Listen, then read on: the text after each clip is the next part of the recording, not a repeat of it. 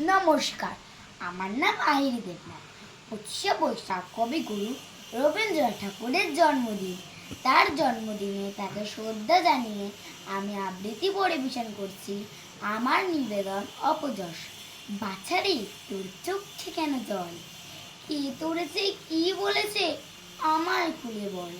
লিখতে গিয়ে হাতে মুখে মেখেছে সব কালি, নোংরা বলে তাই দিয়েছে গালি।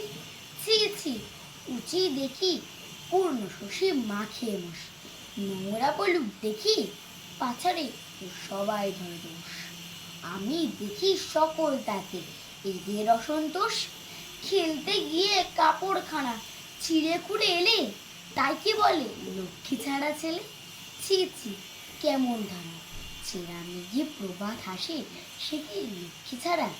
কান দিও না, তোমায় কি বলে, তোমার নামে অপবাদ যে ক্রমেই বেড়ে চলে। মিষ্টি তুমি ভালোবাসো, তাই কি ঘরে পড়ে লোভী বলে তোমায় নিন্দে করে। ছি ছি, হবে কি, তোমায় যারা ভালোবাসে তারা তবে কি। ধন্যবাদ।